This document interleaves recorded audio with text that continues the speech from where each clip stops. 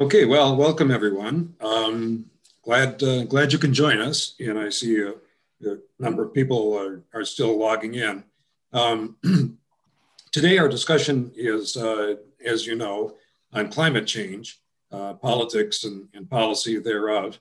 But before we get into that, we thought we'd spend a few minutes talking about recent developments regarding the presidential election, which is going to actually get resolved, believe it or not. It seems like it's been going on for more than a year.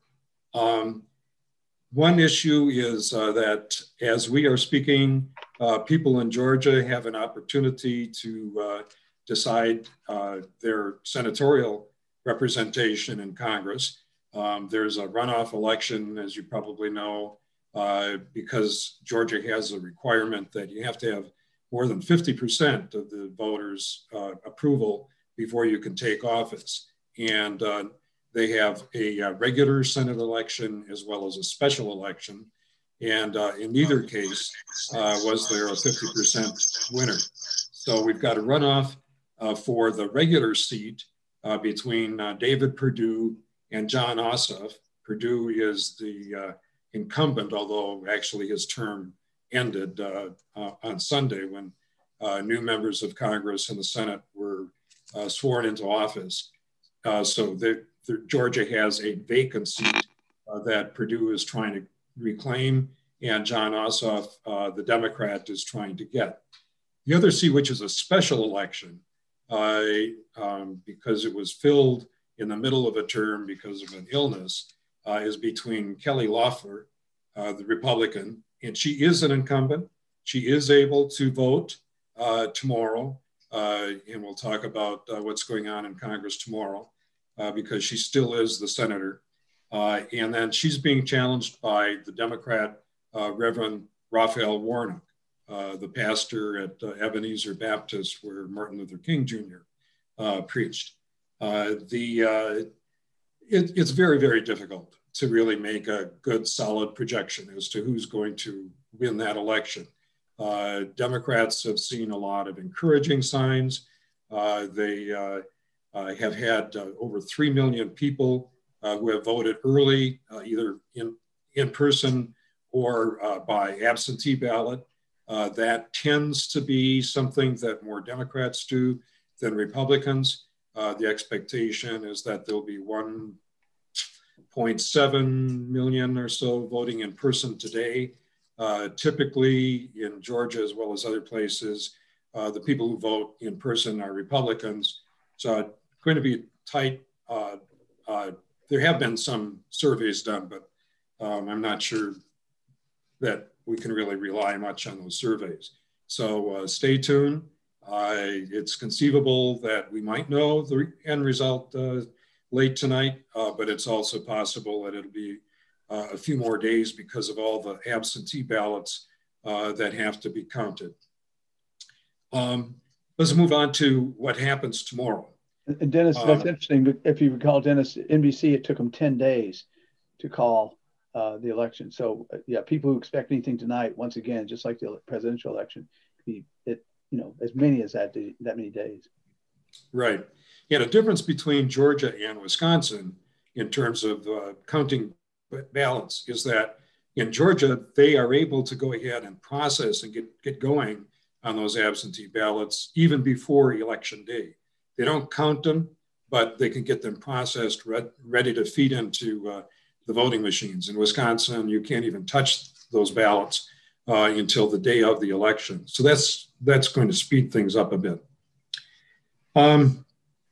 Okay, what's happening tomorrow?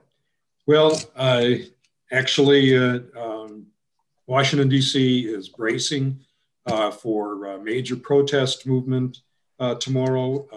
President Trump himself is going to be addressing, at least he's announced he's addressing a protest rally that he has encouraged, includes some elements that raise concerns about protest that is violent in nature, with Proud Boys being very prominent and visible.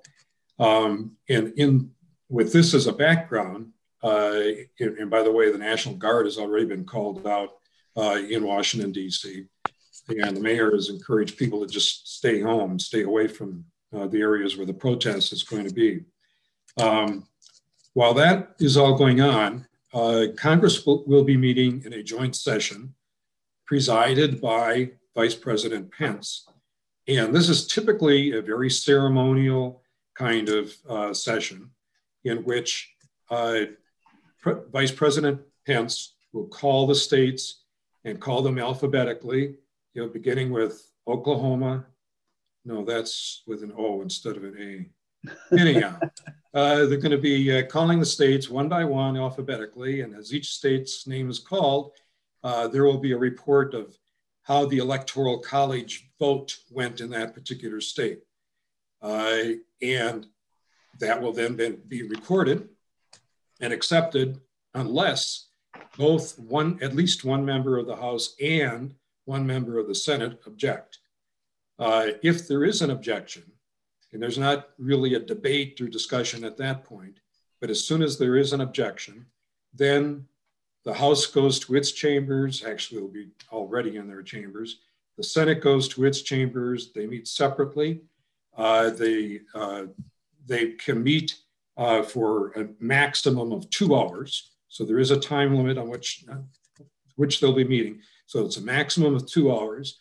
And each member may address the chamber, but they are limited to 1 time and to 5 minutes. So there's some variability in terms of how many people want to speak and all of that sort of stuff, but it's up to 2 hours each. Once they've deliberated on whether or not to accept the state's electoral votes as certified by, typically in almost all cases, the governor of that state, then they go back into the joint session and they report the results. And that's recorded as to whether or not that state's electoral votes have been counted and certified. And then they move on to the next state, again, in alphabetical order. And this can happen over and over and over again. It could happen for all 50 states and the District of Columbia. It's not sure how many states are going to be targeted. Initially, it was thought that it might be just the usual ones like Wisconsin and Arizona, Pennsylvania, Michigan, Georgia, but there's some talk that it might be even more. Initially, while the members of the House said that they would for sure be doing objections, Mitch McConnell, Majority Leader of the Senate, did not want the Republicans to be put into an awkward, silly kind of position. So he encouraged his members rather strongly that, look, let's just no senator object, all right? Just leave it be. Then the votes will be certified because it didn't meet that requirement of 1 member of the House and 1 member of the Senate. But 12 senators have at last count said, oh no, we're not going to go according to that. We're going to make objections as well. So there will be this process that I just discussed about them adjourning to their separate chambers and in making their votes. When they vote in separate chambers, by the way, as to whether or not to accept the results that came out of the state, it's a majority vote by all members. So that's different. I know that earlier we talked about a situation where somebody wouldn't get the 270 electoral votes to become president. Then it's the House votes for president, the Senate votes for vice president, and then it's state delegation, not all members that vote, but each state has 1 vote.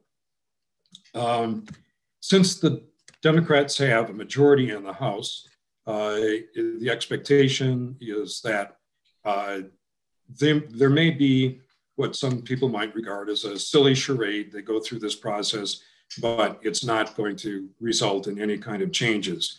That at some point we will have the certification of Joe Biden as president and Kamala Harris as vice president, and then all we have to do is wait until the inauguration day. That's not likely to happen. We're likely to have this kind of somewhat silly, painful process that goes through. What it does raise, it seems to me, and I think to most people, is a question that really Mitch McConnell has been very clear about, and others as well. What's going to happen to the Republican Party? It's very divided, and I think it enhances the importance of actually our next session 2 weeks from today, when we meet with Ryan Owens, who is indeed going to talk to us about the future of the Republican Party. Professor Owen has sent me some readings that I think we'll all find very useful as background, and I'll forward those on to you later today or tomorrow. And again, Ryan is the director of the Tommy Thompson Institute on campus. He is a very high official in the Republican Party, as well as being a professor of political science and law at the University of Wisconsin-Madison. Let me just take a few more minutes to talk about one more ongoing kind of subject, and that's, what's going on here? Why won't Trump concede the election? Why does he continue to have people talking about the election being stolen, about fraud, even though we've had court cases after court case, over 50 of them, in which judges appointed by Trump have said, this is really silly. You have no evidence of fraud at all. The election was not stolen. It was conducted very fairly. It makes no sense. And I think that to somewhat understand all this, that on the one hand, what we've got, of course,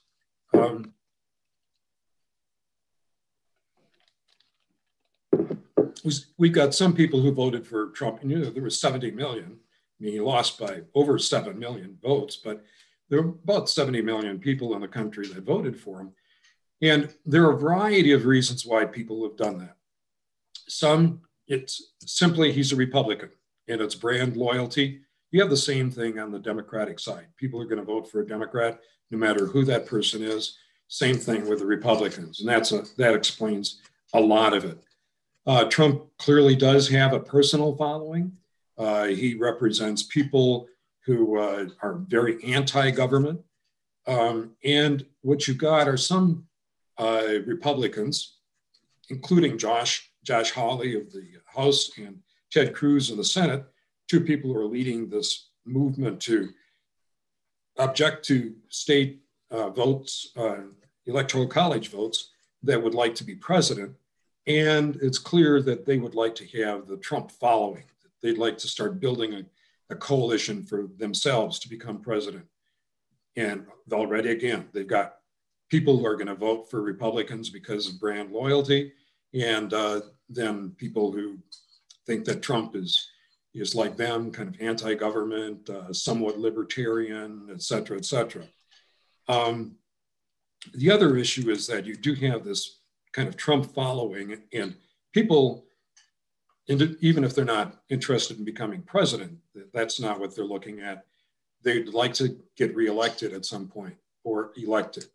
And there's a new term, relatively new term in our vocabulary, which is being primaried, which means that Trump would run a Republican against you in the primary and beat you in the primary so you don't even have a chance to go before the voters in the general election. So there's a concern about getting primaried out. And with those kinds of anxieties and loyalties in mind, one of the key issues, misunderstandings that is behind a lot of this, and I think that even without sort of attributing motives of ill intent or wondering about whether or not people have nothing other than space between their ears, there's some people who really do have a genuine concern about the election because of the way that the votes are reported. The way that votes are reported, as I think we all or most of us understand, is really from geographic areas. It's counties, in Wisconsin that take the ward votes, aggregate those, and then you've got the counties who are reporting the results. It's not the situation where you've got a running total, and as each person votes, the total gets kind of tabulated in some central place in the state capital or something like that. And people who don't understand that and think that it really is kind of a running total, they see this dynamic where in most of the states, you've had at the end of the day or in the middle of the night, as votes are starting to get reported by the various counties and the like, the votes are coming in mainly from small areas in population. It's simply a matter that those votes can be counted quickly and reported. And so Trump ends up getting support from the early returns. And then all of a sudden, you start getting returns coming in from the other areas of the state, the urban areas where a lot of the Democratic support is. And all of a sudden, Trump is a loser instead of winning that particular vote. It's sort of like, really? What's going on? And this is where you get this notion that the vote has been stolen, that the election is not so much that there is fraud, but it's a sort of suspicion of, hey, wait a second, what happened? Something untoward, something illegitimate, something like fraud must have happened to take this winner and now turn him into a loser and flip those results. And a lot of that this year has been actually promoted or enhanced in terms of its credibility in some quarters by a kind of statistical analysis that have been done by some people, including very prominently a former member of the University of Wisconsin faculty in the Department of Economics, Charles Cicchetti, who treats the whole thing as votes are reported, it's always a random sample of the state's population.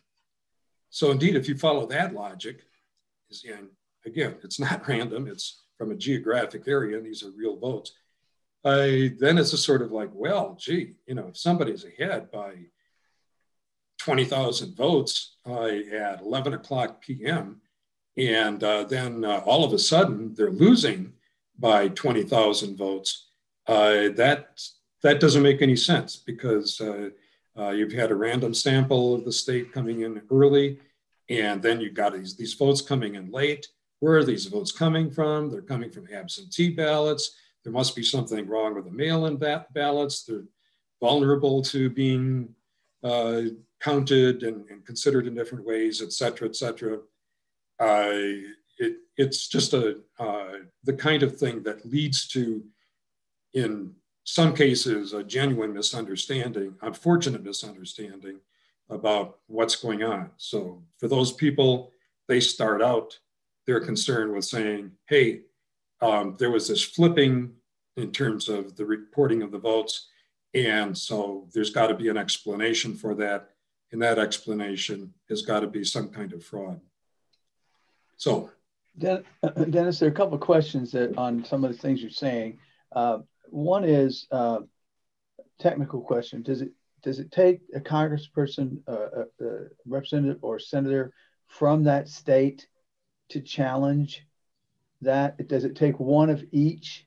Because if we only have 13 senators, there couldn't be more than 13 challenges then. Because the basic answer is no. It can be from any member. So Ron Johnson, who is one of the 12 senators who said he's going to challenge the elections, Ron Johnson can object to receiving the votes that have been reported from North Carolina, from any place in the country. By the way, I might point out that this process that I described is the result of a law passed in 1887. And that law was passed because of a blizzard in Wisconsin. In the 1886 election, there was a blizzard as Wisconsin was about to report bring in to DC, it's electoral votes. And they couldn't get their time. And somebody said, gee, what's going on in Wisconsin? People are fooling around with a joke. This was when President Buchanan was elected. And so the result was they said, well, we better set up a process here that makes sense and is orderly way for we can object when somebody's suspects that the state has fiddled around with its votes, that as Wisconsin was coming through that blizzard, it altered its votes. It wouldn't have made any difference how you considered Wisconsin's votes. Buchanan would have been elected anyhow. And Dennis, isn't the actually the date, I think the 6th, is because it took that long. They had to give everybody time for horseback to get. That's right. Yeah. Yeah. For some reason or other, they didn't use Zoom. Well, and it's funny too that, you know, the counties had to, I think something you've said before, Dennis, is that the counties have to be within a day's horse ride where the county seat can be in Wisconsin. Yeah, that was actually for all of the, what was then called the Northwest Ordinance. You know, the Northwest Ordinance covered the addition of states to the original 13. So the Northwest at that point in time extended to Minnesota. It's not what we call the Northwest now. And in all of those territories, they use that the horseback ride as the distance for county seats. So a question asked here is, do you think that all of these folks who would be challenging, it's 13 senators now, because Loeffler said last night she would. Do you think they would do this if they actually thought they could succeed? No, I don't think that's the rationale. I think the rationale is that I think they all realize, and some of them have explicitly said, yeah, I mean, even Ron Johnson has said, Biden won Wisconsin, but that's not the point. The point is that in terms of making a rational argument for this, is that there are suspicions that something was wrong with the vote.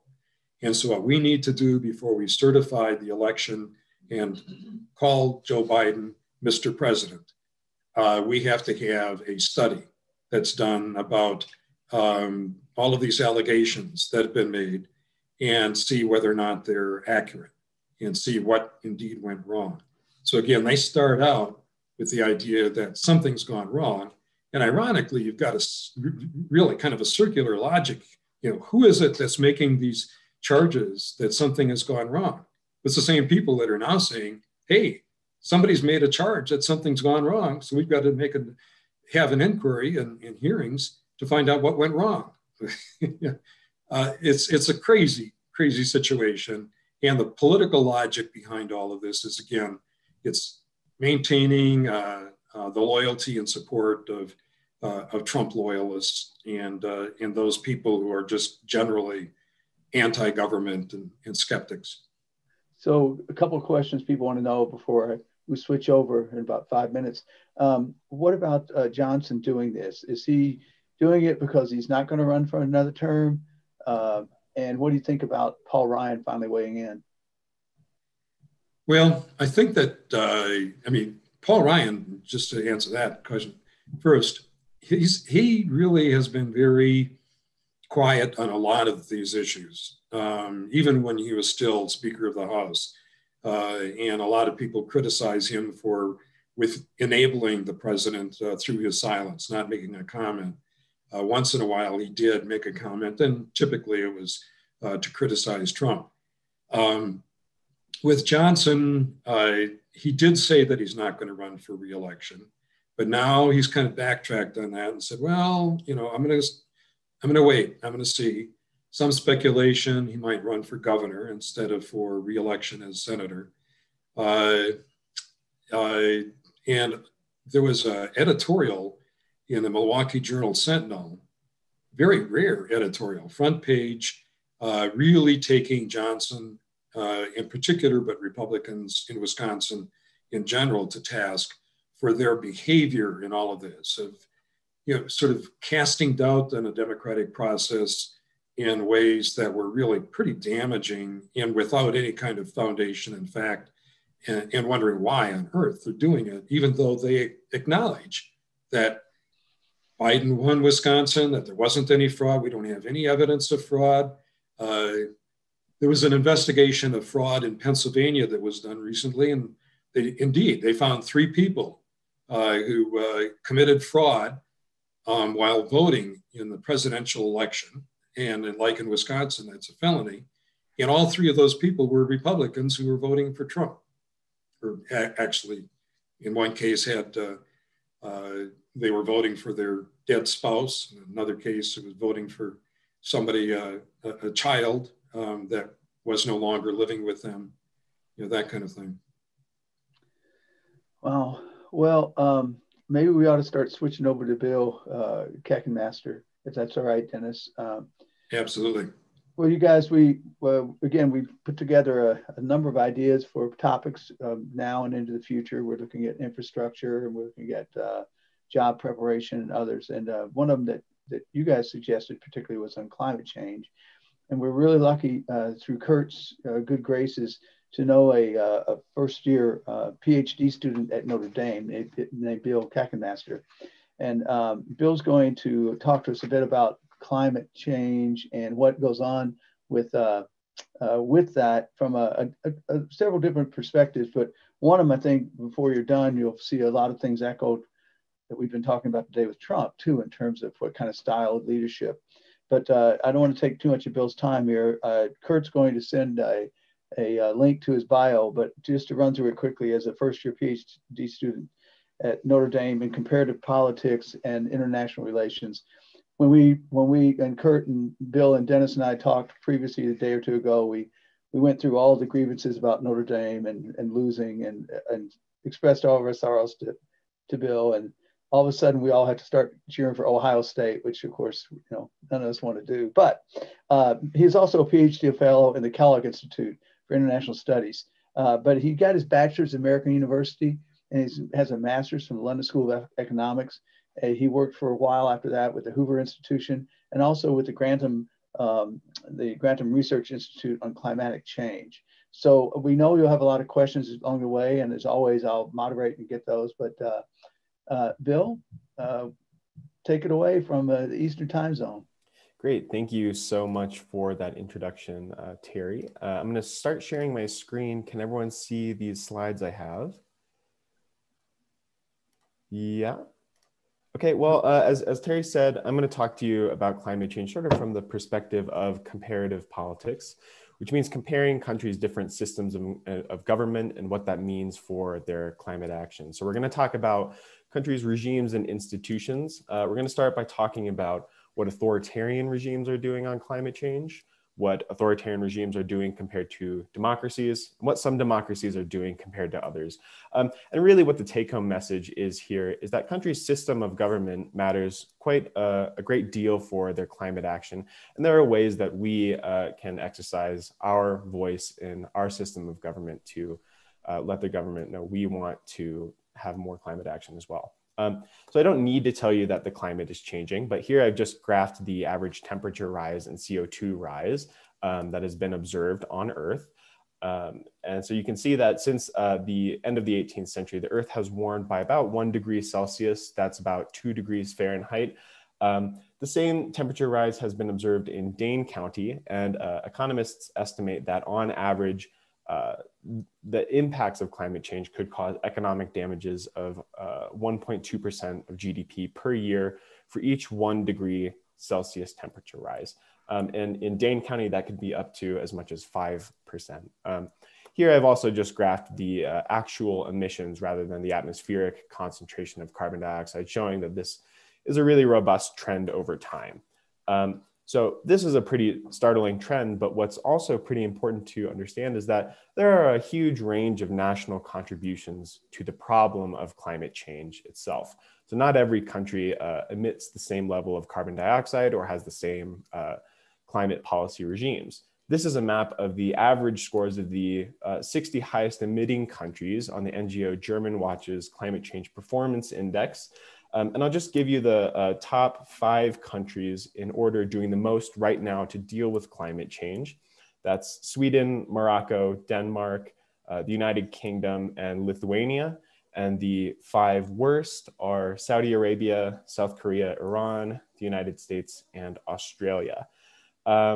And what's also important too is that there are highly diverse political systems throughout the world. So here you can see the country's average level of democracy since 1990. And what this graph really shows is that we are a country, or I'm sorry, rather, we are a world of democratic regimes, autocratic regimes, and some countries in between. And really what we're interested in as political scientists is why some countries contribute more to climate change than others. And I'm going to introduce sort of 2 main ways of thinking about this in the political science literature. There's one sort of school of thought that says it has to do with countries' regimes. So most people would benefit from reducing emissions and avoiding those economic damages from climate change impacts. So governments that represent the interests of most people, in other words, democracies, should do more to combat climate change than others. Another school of thought says, well, there's huge variation among democracies. It's not every democracy that's doing well for the climate. It's those weird democracies in Europe that are sometimes called consensus democracies. And it really has to do with the way that they structure their electoral system and their policymaking institutions. And really what we're looking for, and what I'm trying to do in my own research, is find a theory that can bridge these 2 schools of thought.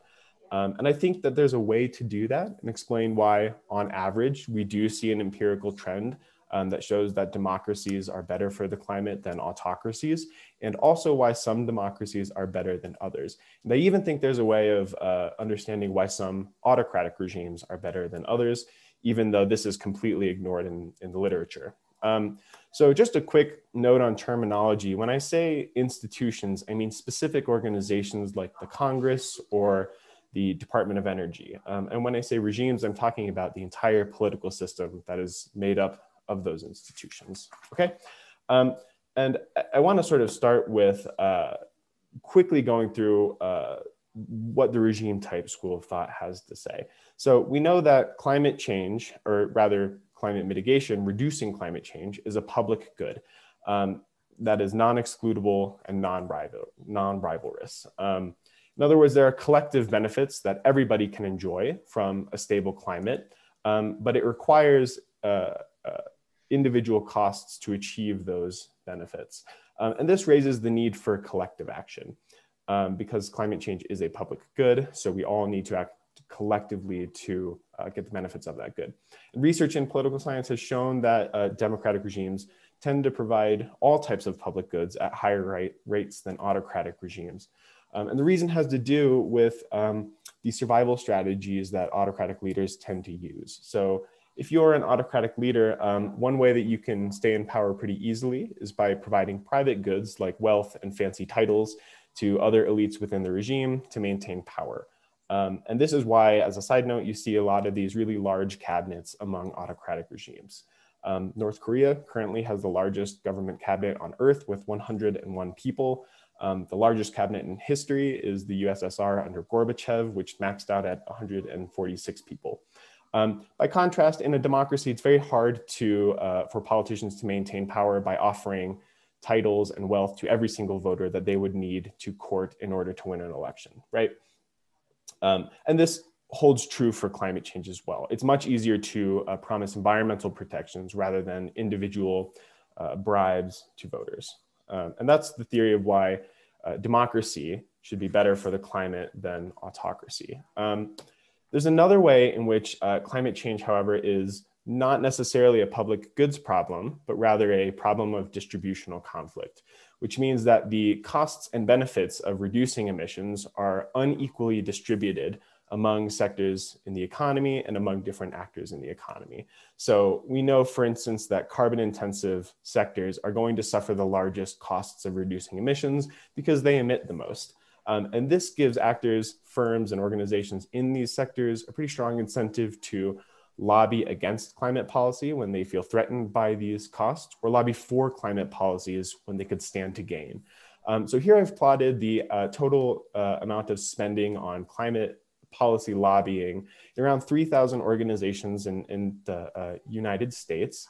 And what you can see is that there's a sort of natural trend when a major climate policy is introduced, in this case, the Waxman-Markey bill, which failed, but would have introduced a cap and trade system in the United States that would have reduced US emissions by 30% below a 1990 baseline by 2030, and had a renewable energy or a clean electricity standard, more precisely, that would have required utility companies to meet 20% of their demand with a combination of renewables and energy efficiency technologies. And so what you can see is that the sectors that stood to gain or lose the most lobbied the hardest for and against this policy. Not every utility lobbied against it. In fact, those with a larger renewable portfolio, like PG&E, actually lobbied for the policy, and those that had more sort of fossil fuel portfolios, like American Electric Power, lobbied against it. But because of the way lobbying works and US politics works, it's much easier to block a bill than it is to get one passed if you're a lobbyist. And so the climate losers won in this case. Bill, so we have a question. Bill, we have a question here. So yesterday, Governor Tony Evers announced that he was going to redo the 10-year-old building codes because of climate change and carbon. The building codes, residential and commercial, are both at least 10 years old, and commercial has been at least degraded quite a bit. We were once the top energy efficiency in the country. Now we're number 26. So using what you just said, who would be against what Evers wants to do commercial codes and residential? Who might be opposing that? Yeah, you know, that's a really interesting question there, because on the one hand, builders, developers, and construction companies could be said to be against the policy. I don't know the specifics about what Governor Evers proposed, but assuming that there's a sort of policy carrot there, they might actually be for the policy if it subsidized sort of integration of renewable energy technologies into buildings or energy efficiency conservation measures as well. So it really depends on how the policy is structured, but it has to do with who the policy is affecting. So I would say construction firms, developing firms, people who are involved in building buildings. Does that make sense? Thank you. Yeah, thanks. Yeah, sure. So this school of thought says, you know, it has to do with the way that governments can overcome this organized opposition to climate policies. And that has to do with how their elections are run and how their policy-making institutions are designed. So what we have here are sort of two interlocking problems of climate action. On the one hand, climate action is a collective action problem. We all need to reduce our emissions to achieve the collective benefits of avoided climate damages that have individual costs. On the other hand, it's a distributional conflict problem that requires overcoming organized opposition to climate policy in concentrated cost sectors. And there's an important part of this too, which is that the costs of climate policy action are not just unequal for different sectors of the economy, they're also unequally distributed over time. And this turns out to be really important, but I'm going to put a pause on it right now and basically say that if we want to avoid future economic damages from climate change, then we need to take action in the present. We need to sever costs in the present. So governments need to adopt a long time horizon when they make climate policies. And what this means is that we're not only interested in why some countries are doing more or less for the climate, but why countries are providing the public good of climate mitigation equally and over the long run. Okay, that's really what we're after. And I want to sort of start by talking about what authoritarian regimes are doing for the climate, because this sets up a nice contrast to the democratic regimes, which we're going to talk about a little bit later. In political science, we tend to think that there are four sort of broad categories of authoritarianism. There are countries like Saudi Arabia that are run by royal families. There are countries like Cuba that are run by individuals. The Central African Republic was for a time run by the military.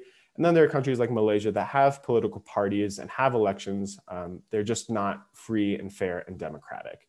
And here we can already see that we can ask a more nuanced question than is in the literature right now, and not just say, is authoritarianism good or bad for the climate, but are some forms of authoritarianism better or worse than others?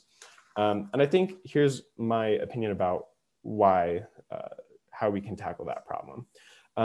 So we know that authoritarian regimes have different time horizons. Some last for quite a long time and can plan for the long run, like monarchies, which are the most durable form of authoritarianism.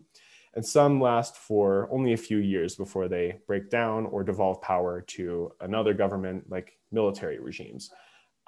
We also know that authoritarian regimes have stronger or weaker legislatures, depending on the restrictions they place on political parties and how effectively they can balance against autocratic leaders' incentives to provide private goods to maintain power. And we know that we need national laws and policies to reduce emissions anyways, so we need a strong legislature. And what we see when we plot the different sort of subtypes of authoritarianism here, including democracies as a sort of reference category, is that there's a really interesting distribution of the incentives for climate policy action among different forms of authoritarianism. So countries like Malaysia, which are party-based regimes, should have similar incentives to combat climate change as democracies. Similarly with personalist and military regimes, climate politics should look similar there. And monarchies should be in a different category altogether. So that's the sort of incentives that are generated by authoritarian institutions and authoritarian politics for climate action. But we know that fossil fuel... Bill, sure. Can we go back to that? Can you go back to that slide for 1 second? Yeah. Why is there nobody in that bottom right corner? That's a really interesting question, Terry. So what I didn't mention previously on the Climate Change Performance Index map is that German Watch leaves the top 3 categories empty because it says no country is doing well for the climate. There are countries that are doing better or worse than others, but no one is doing unambiguously well. And that point is sort of captured in this slide, right? If you have a long time horizon and a strong legislature that can coordinate with the executive, then you have unambiguous incentives for climate policy action. And no country on earth, as I sort of just mentioned, is doing unambiguously well for the climate. But that's where we want to live. And that, if we could, we'd all live in that right bottom quadrant. Yeah, that's exactly right. That's exactly right. Thanks. Sure. Yeah. So, we know fossil fuel wealth plays a really important role in authoritarian regimes as well as in democratic regimes. But here, what fossil fuel wealth is doing is either reinforcing or moderating those incentives for climate policy action. So in cases where authoritarian leaders already have strong incentives for mitigating climate change, then high levels of fossil fuel wealth can reduce those incentives by providing financing for repressive and co-opting instruments that autocrats can use to remain in power. To sort of make a long story short, if you're an oil-rich autocrat and everyone is pressuring you to do something for the environment, for example, reducing emissions, then it's much easier for you to stay in power if you can just shut up the opposition with a fat check or with jail time, rather than actually passing a climate policy. And this slide is just sort of summarizing what I've just said and explaining why it's probably not surprising that we should see climate policies in regimes like Morocco, which is a monarchy and has a long time horizon, as well as in Malaysia, which is a party regime similar to a democracy, and then in Russia, which doesn't really do much at all for the climate. And then even in similar dictatorships, it's not surprising that some monarchies do better than others. Like, for example, why Morocco, if you remember, was in the top 3 countries doing the most for climate change right now, compared to Saudi Arabia, which has comparatively higher fossil fuel wealth and does next to nothing. And this is true for other sort of forms of authoritarianism as well. Are there any questions before I move on to talk about what are democracies doing for the climate? Nothing in the queue right now, but the question I have is then the ones on the right have more fuel wealth under B. That's correct. Is that right? That's correct. Yeah. Okay. So, just to take another example here, Venezuela is one of the petrostates, but they are also a personalist regime under Maduro and previously Chavez, compared to another Latin American personalist regime in Cuba, which has no fossil fuel wealth, they do a lot worse for the climate. And that's reflected in lots of different measures of emissions and climate policies and all sorts of things. Okay, good. Thank you. Sure. Okay, so I've already answered one of the things that I've promised you. Why are some autocracies doing more or less for the climate? Well, because they can coordinate with their legislatures, they have long time horizons and low fossil fuel wealth. So let's talk about democracies. Unlike authoritarian regimes, democracies are not hugely diverse. They all have free and fair elections and try to protect human rights. But they are diverse in terms of how they become democracies in the first place. And this is a process that we as political scientists call democratization. And it consists of at least two stages: the transition to democracy out of authoritarianism and the consolidation of democratic rule, which makes democracies resilient and stable to return to authoritarianism over time. Here again, we can already ask a more nuanced question than just, is democracy good or bad for the climate? But are some aspects of democratization better for the climate than others? Here's just a sort of mainstream model of democratization that we use in political science. And what is important here is that it shows that transition is really a short-term process. It's the period of time when countries become democratic where they previously were governed by authoritarian regimes. Whereas consolidation is a more sort of long-term process that stabilizes the legitimacy of the democratic regime over time so that democracy becomes the only game in town. It becomes uncontested, in other words. The area between electoral democracy and electoral autocracy is grayed out because the current thinking in political science is that this border is actually quite thin. A lot of electoral autocracies look a lot like electoral democracies. Remember when I said party-based dictatorships look like democracies? This is a similar sort of idea. Well, I want to start by saying that we can actually graph these periods of transition if we look at these rapid increases in countries' level of democracy over time. And you can see some really interesting trends here. Some countries like Sweden democratized rather early and remained strongly democratic over time. Others like South Korea had multiple movements that failed before they successfully transitioned to democracy. And then you have the late democratizers that either succeed or fail, like South Africa and Russia. And what I think is really going on here is that if democracies are good for the climate, then it is because the transition to democratic rule out of autocratic rule provides them with a legal framework to reduce emissions. I already said that we need national laws and policies to reduce emissions. And to sort of put the argument even more directly, it is difficult, if not impossible, to reduce your emissions in a country that has no Ministry of the Environment or that has no legislative representation for environmental interests.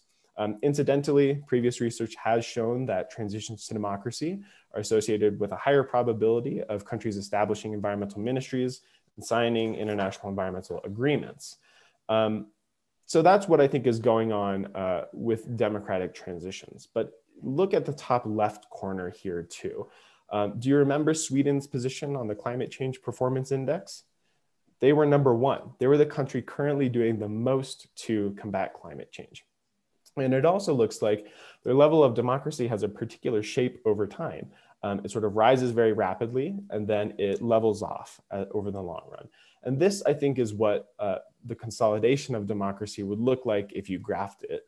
And we can do that a bit more precisely.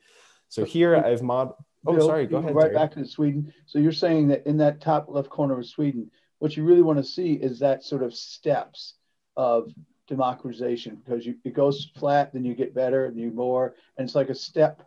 That step thing shows maturity and consolidation. Is that what you're saying?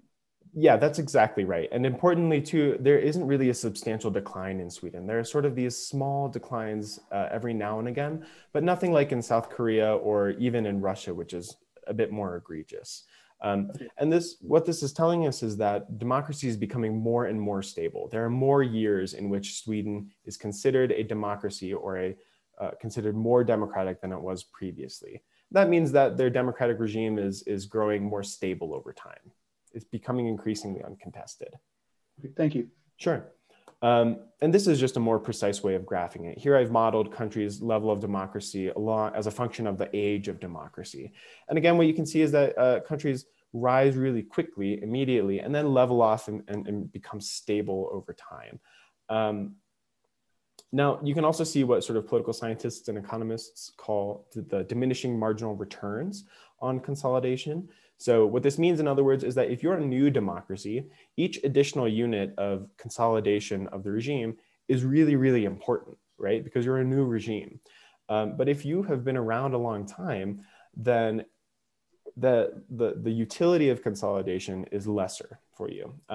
As a quick side note, I think this is really an important point, and it's sort of why I think we take democracy for granted in consolidated regimes a lot of the time, because it's been around for so long that it's hard to understand what democracy is doing for you, and I believe doing for the climate. So what is really important about the theory of consolidation for climate change is what it does to regimes' time horizons, to return to that sort of previous theme. You can see consolidation is in and of itself a pretty long process, having gone on since around the 1920s in Sweden. But more importantly, when a regime's rule is uncontested, then politicians respect each other's mutual right to rule. In other words, if they lose an election, then they respect that the winner of the election has the right to rule, and they'll back off until the next election. And what this means in practice is that democratic politicians aren't just looking forward to the next election, which they might lose, they're also probably looking forward to the one after that and the one after that. So some people say democracy is bad for the climate because of the short-term focus of elections. But what the theory of consolidation tells us is that actually that's not true, because elections are a repeat play game, just like climate policy and climate politics. Sort of even more concretely, there are few incentives, if any, to pursue a long-term investment in climate policy if you can't be sure whether the regime is going to last for a long time. Okay, so here, again, I'm just sort of summarizing what I have just said. In different electoral regimes, ones that are democratic and non-democratic, it's unsurprising why we see variation in climate action. So transitions to democracy give legislative representation to environmental interests, as in the case of South Africa, whose Green Party was founded in 1999, in the same year that they successfully completed their transition to democracy. And it also gives rise to independent environmental agencies, such as in South Korea, which successfully transitioned in '88 and established its Ministry of the Environment in 1990. By contrast, in regimes that are not really democratic, then you have widespread suppression of environmental interests.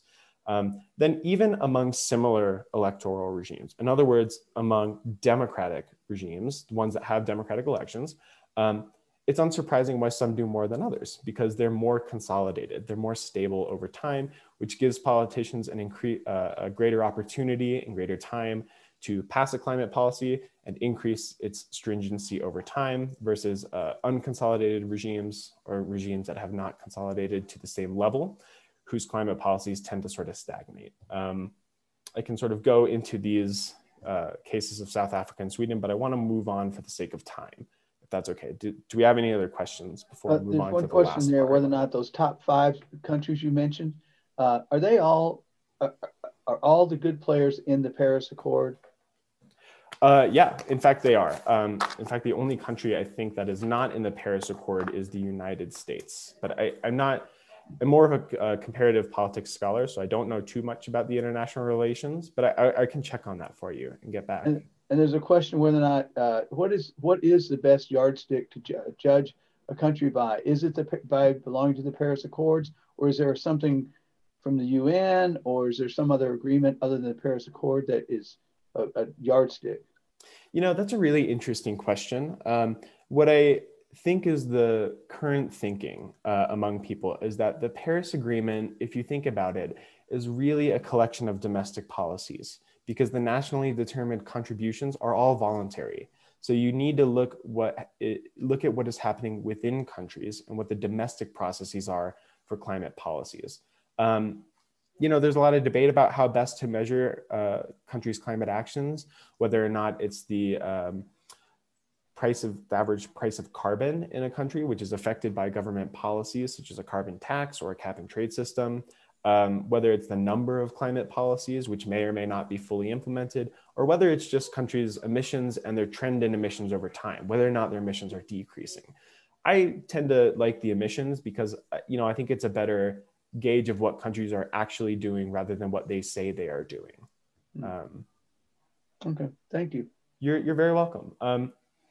So I'm going to move on to the last part of my talk, but many of you will object to what I've just said using the cases of the United States, Canada, and Australia. All of these are consolidated democracies, but all of them do incredibly poorly on climate change. In fact, they are all in the 10 worst countries on the Climate Change Performance Index. Thankfully, though, we can have a theory that explains why some consolidated democracies do better or worse than others. As I alluded to earlier, this has to do with countries' electoral systems and their policymaking institutions.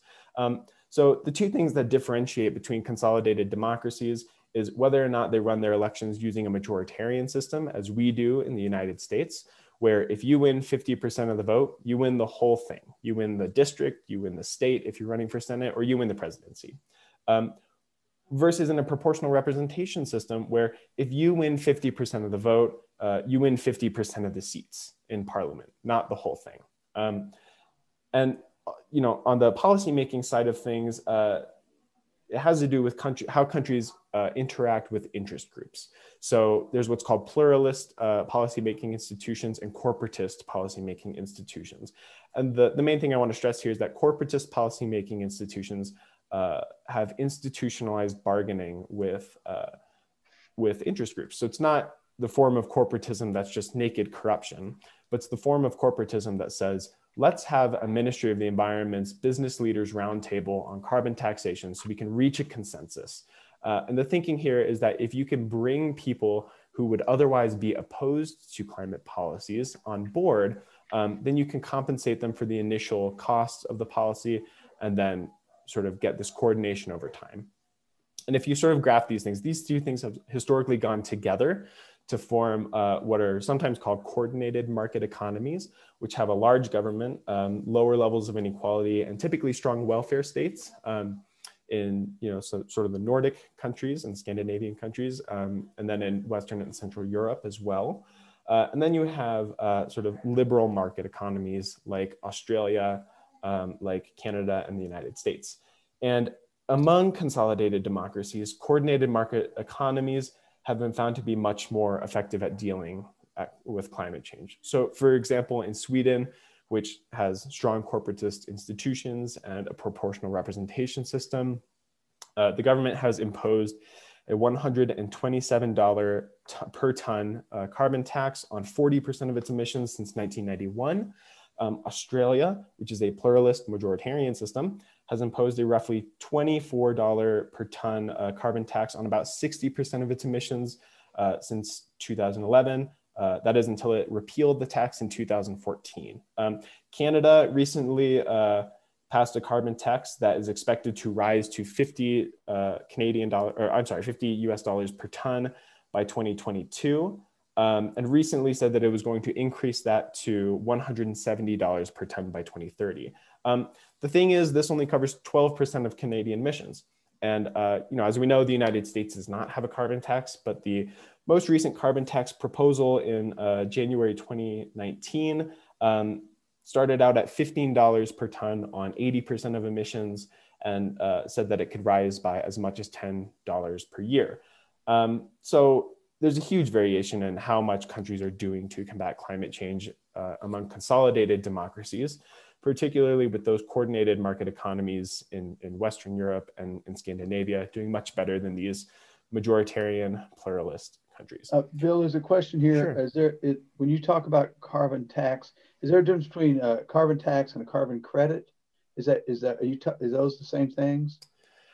I'm not I'm not an expert on the economics of carbon taxation, so I wouldn't want to say, but I don't know too much about carbon credits. What I'm talking about is a carbon tax and deficit. I'm sorry, not deficit, dividend. So what countries are doing is taxing the carbon and then using the revenues and distributing them among individuals. Okay, and there's a question, why isn't America more like Sweden? I mean, aren't we like Sweden? I mean, what are they doing different politically that makes it that we can't be like Sweden? Yeah, well, so what I mentioned earlier in terms of the institutionalized bargaining with interest groups, that does not happen in the United States. The sort of interest group politics is more a source of combat, and there's less coordination between the government making the climate policies and the firms and NGOs and other people who are going to be subject to these climate policies. So that's why in Sweden, there's less backlash from large organizations to climate policies because they're actively involved in the process of negotiating them, right? So they have a say in these policies. If they don't get what they want, well then, the government has the threat of direct regulation, but really the government is trying to work with them to shield them from the initial costs and compensate them for these losses. And that, going back to the sort of concentrated costs logic, reduces these incentives for organized opposition and lobbying. So that's one part of it. Another part of it is that proportional representation systems compared to majoritarian systems like the United States have much higher levels of electoral safety. So if you're an incumbent politician in Sweden, you can be much more certain that you're going to win the next election than if you are an incumbent politician in the United States, sort of all else equal. And this means that it's much easier for politicians in Sweden to propose costly climate policies that might be unpopular with voters. So you can sort of see here, I said there's insulation from voter backlash, along with this sort of institutionalized bargaining with interest groups. And what this does is help sort of more equitably distribute the costs of climate policies so that it's not totally on the fossil fuel companies. I mean, they're still going to be disproportionately paying the costs of cleaning up all this carbon pollution, but you don't sort of penalize them. You actually reward them for supporting climate policies. Does that sort of make sense? Yeah, that does help. Thank you. You're very welcome. And this is just sort of summarizing what I have just said. So I want to just sort of wrap up by returning to these sort of two interlocking problems that I mentioned earlier. And we can sort of start to see how these are solved differently in authoritarian regimes and in democratic regimes. In authoritarian regimes, collective action on climate change happens through legislative coordination, which forces autocratic leaders to respond to the demands within the legislature and reduces the extent to which they can just funnel wealth and fancy titles, remember those private goods, to their supporters. And then autocratic regimes overcome sort of organized opposition to climate policy when they have long time horizons and low levels of fossil fuel wealth. In democracies, the transition to democratic rule out of autocratic rule gives legislative representation and accountability to environmental interests and allows countries to establish independent bureaucracies, including independent environmental agencies. That leads to collective action between different branches of government on climate policy. And then they can overcome organized opposition on the time dimension, right? Because we have sort of concentrated costs in the present for future benefits. Because the consolidation of democratic regimes give countries long time horizons. And then these sort of corporatist proportional institutions allow them to overcome sectoral opposition to climate policies. These are just sort of things I didn't cover in the talk, but are sort of contemporary issues. So, we know that many cities and states are doing a lot of climate action, even though the government, the national government, is not. There's a lot of talk of corruption and lobbying, but we still don't fully understand how this process works and whether it's effective and what the different strategies of lobbying are for different actors. There's the sort of income and wealth dimension. So is it really democratic countries or is it just wealthier countries that are doing more for climate action? And then the last thing I think is actually really important, and this is the sort of million-dollar question, is all of this talk has assumed that politics impacts the climate. If we have different configurations of regimes and institutions, we can reduce our emissions and avoid a certain amount of climate change. But we know increasingly that the impacts of climate change affect politics too. It is incredibly difficult to vote in a hurricane or a major storm or a wildfire or any other sort of extreme weather. So as these forms of extreme weather grow more intense and more severe with climate change, then we need to consider how that affects our politics too. And that is my talk. Thank you very much. I look forward to your questions. One question is, it sounds like you're done with your PhD. You don't need to go anymore as long as you got it ready to write. Oh, thank you very much. No, I'm very passionate about this topic, so I am very much looking forward to continuing with the PhD. But thank you. Well, one person asked, as you're the only one among us probably with the best chance of being alive in 2060, yeah, when China says it'll be zero carbon emission, what do you think about Xi being able to do that? Where does he fall into that? Where does that fall into it? Yeah, what's interesting about the sort of politics of climate change among authoritarian regimes, one of the reasons we don't understand it very well is because there are a million case studies of China that all reach different conclusions, and nobody looks at any other authoritarian regimes. But what I think is going on in China here, and there's just a recent book published from Columbia University Press called Toxic Politics on this very subject, is that one of the main sources of legitimacy for the regime is its levels of economic growth. And we know that income and wealth, and measured as a GDP per capita, is one of the most robust correlates and covariates of emissions. So if China wants to reduce its emissions, then it probably is going to have to trade some level of economic growth. Maybe not a whole bunch, but probably some. So what that might mean is that there might be pockets of democracy in China, especially around these sort of local pollution issues that also affect climate change. One of the most interesting things I think we've seen in 2020 is actually how drastically emissions fell during the lockdown in Wuhan, when China sort of shut down all of its heavy manufacturing. Emissions just plummeted, right? And then they rose again once China said, okay, we need to catch up on all the growth that we lost. Wow. So one question for you is, as a millennial, are you a millennium, I suppose? Millennial. I think I'm right on the cutoff, actually. Okay. But yeah, so let's assume. Are you optimistic? Are you pessimistic? How do you feel about what's happening, in your life? Yeah.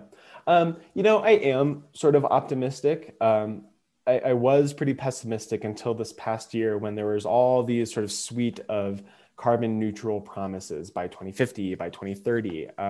There are some countries doing a lot of really incredible work on climate change. And I think even in the United States, you're sort of starting to see a really strong climate movement as a particular subset of the environmental movement, especially among young people. So the Sunrise Movement played a huge role in this past election cycle. And I think that momentum is probably going to continue and make a real difference.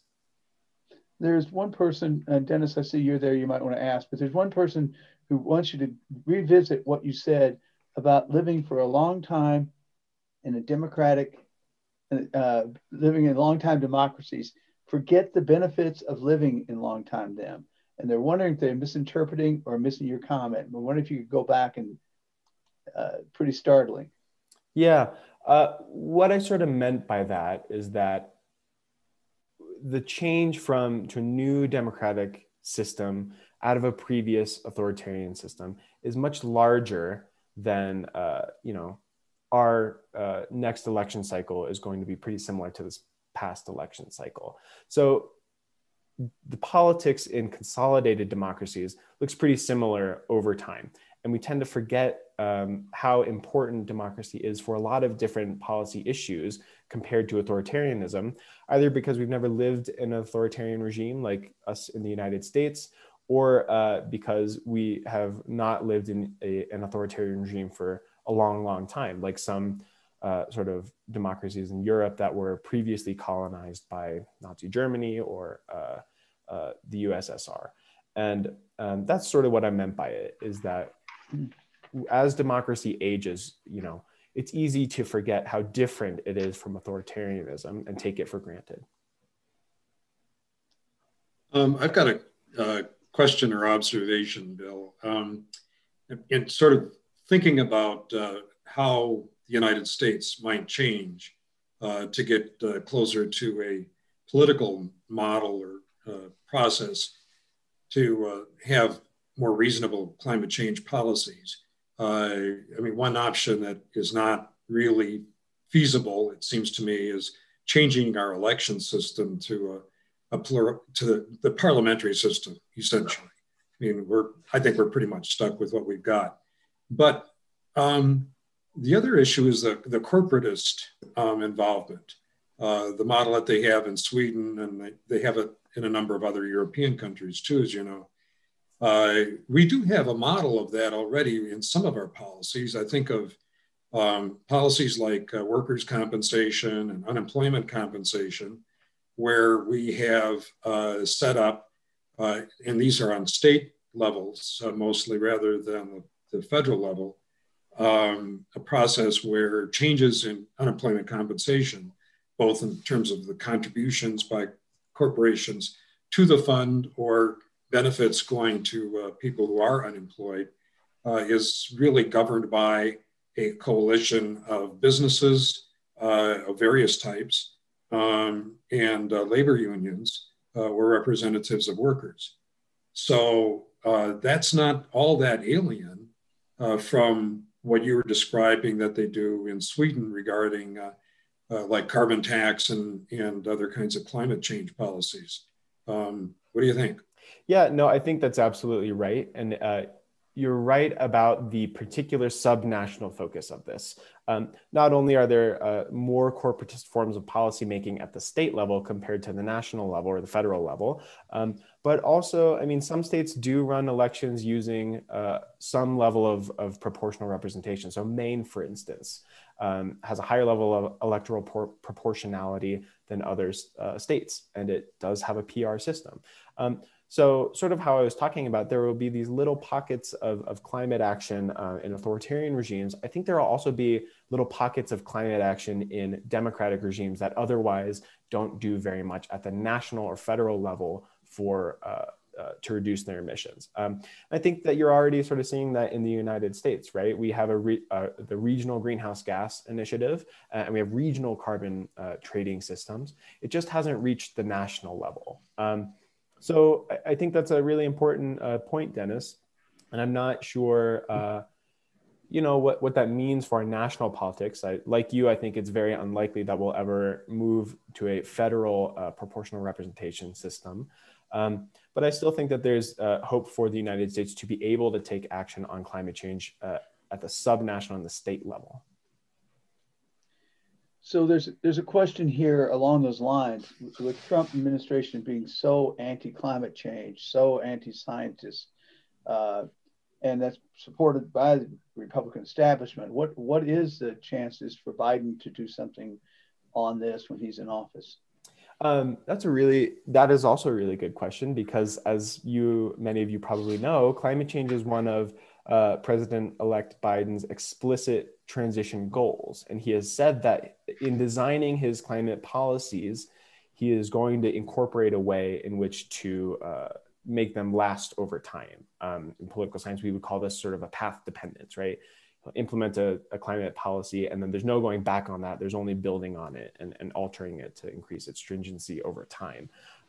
One of the things I'm really excited about is his proposal to get clean vehicles by 2035. I mean, the transportation industry makes up a huge percentage of carbon emissions, so that would be a real gain. And you know, part of this is building on what we have already done, but then has been repealed under the Trump administration. So the increased fuel efficiency standards for cars that was passed under President Obama reduced emissions in the United States, you know, by a large amount. So building on that previous success and reintroducing a lot of the policies that have been overturned is going to be really important. But then also making sure that they last past President Biden, right? Climate politics is not a one-shot game. It depends on passing one policy in 1 year and then building on that in the future. One of the things also I think is potentially a source of hope in the United States is that even though it has been a failure in the Congress, there is broad public opinion data that suggests that most Americans support a Green New Deal. In other words, packaging policy action to reduce emissions with other policies that, for instance, provide a jobs package or greater minimum wage or greater access to affordable housing. So this is sort of all to do with the idea that climate change is not just an environmental issue. It's also an economic issue. It's also a racial justice issue. It's also an issue of inequality. And there's been lots of research into that supports that idea, and that supports the idea that when you package climate policy with all of these other issues that are affecting American politics, then people actually start to support climate action more than they otherwise would. It's interesting to see how those could be packaged together. One question here is about ecotourism, whether or not actually having those kinds of programs and everything from, in Central America and other places, Guatemala, et cetera, would be persuasive to people more than, sort of the political browbeating and debates, that people actually are paying attention based on, you can look at that somewhat based on ecotourism. Yeah. I have a friend that does a lot of research, or a colleague who is also a friend who does a lot of research on ecotourism. But I'm not an expert myself, but what I have learned from his work is that it really sort of depends on how these ecotourism policies or policies that support ecotourism, the ecotourism industry, how those policies are designed. And really the reason that is because you have to consider that, going to a place to admire the Grand Canyon, or going to a place to admire a national park is part of a broader system in the United States economy. So if you're going to, for instance, Yosemite, then you're probably going to fly, or you're probably going to drive, and that emits carbon dioxide into the air. So it's really about how ecotourism fits into the broader sort of structure of the American economy. And, I personally would love to see a lot more support for ecotourism, but really I think it would be most effective with these other policies that, for instance, are increasing fuel efficiency standards, are subsidizing renewable energy technologies, and all those sorts of things too. So question about whether or not you really think voters will change based on climate affecting them personally. I mean, I guess hurricanes, floods, fires. Do you expect to see those things be actually being able to be voted on, or somehow being interpreted as votes or as a proxy for what people think? There is what I would consider a groundbreaking study that was published in the American Political Science Review earlier this year that matched housing records based on their exposure to a wildfire in California with their voting records on the next sort of state referendum and state level issues.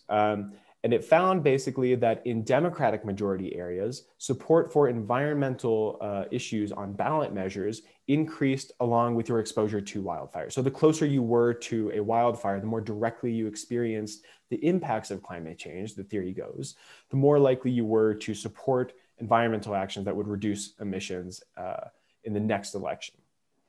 This trend was not observed in Republican majority areas. I think that's really encouraging. And I know other research that shows that in major hurricanes like Hurricane Sandy, voter turnout decreases the closer you are to the impacts.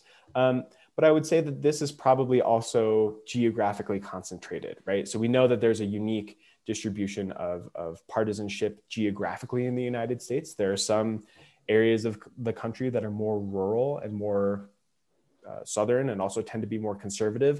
And these areas are also more vulnerable to climate change. So a really interesting question that has not been examined is whether or not Republicans in Louisiana, for instance, would be more likely to support a climate change measure if their house flooded. I sort of doubt that trend would be observed, again, because the current data shows that it's not observed in Republican areas in other parts of the country, but the research has yet to be done there.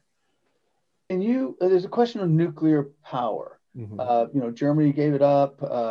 Is there any correlation between accepting nuclear power and types of governments? Well, so again, a really groundbreaking theory, I think, is sort of starting to emerge in the literature that says that there are varieties of decarbonization.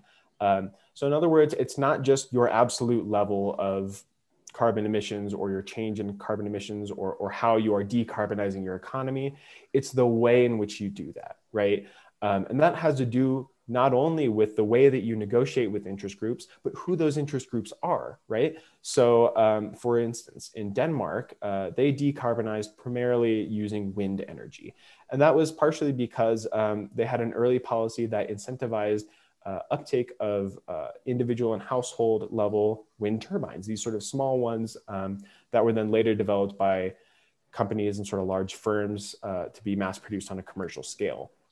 And sort of something similar has happened in France, where the interest groups that were negotiating with the government, the ones that won out were the ones that supported nuclear energy. And the sort of green movement in France that was not very supportive of nuclear energy lost. So yeah, I would say that there is a sort of correlation, but it doesn't necessarily have to do with countries' systems of government. It more sort of has to do with who the interest groups are that are negotiating with governments in these different types of systems. So for your own particular PhD, are you going to look at any particular country? Are you looking at how are you going to drill down on this very broad stuff that you just did? And by the way, folks are asking for the URLs for these different studies that you're talking about. So if you share them with us, Kurt or Dennis, and I can get them out to people afterwards. But yeah, where do you drill down to? What are you doing?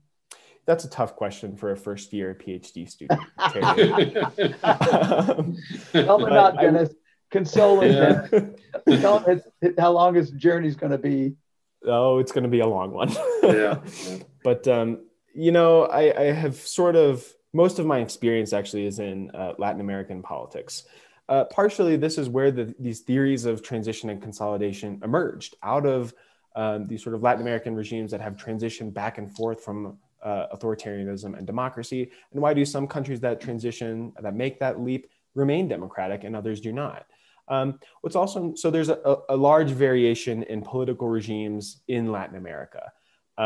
There's also quite a bit of variation in how much countries are doing to combat climate change in Latin America. And there's also, importantly, for my sort of question of how does climate change affect politics, there are a lot of regimes in Latin America that are quite vulnerable to the impacts of climate change, right? So how are intensifying Atlantic cyclones and hurricanes going to strain the politics in Latin America? And just sort of to give you a really quick example, one thing that was really interesting, and I'm not sure that I would be confident in attributing to a broader pattern, but an interesting anecdote is in 2016, the Colombian peace referendum took place on the day after Hurricane Matthew accumulated to become the first, I think, Category 5 storm in like 10 years in the North Atlantic. And there was substantial evidence that the coastal regions of Colombia, the coastal departments rather, had much lower turnout rates and than more inland departments.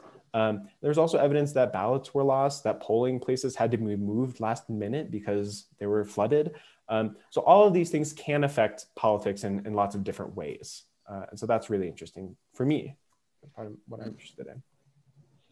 Bill, do you know, is there much research being done or thinking using the courts and litigation as a way of pursuing climate change? You know, you think of everything from court cases that are providing Indian nations with more authority. They tend to be more environmentally friendly than other governments, and using the 14th Amendment, Equal Protection Clause, particularly the racial justice consequences of climate change.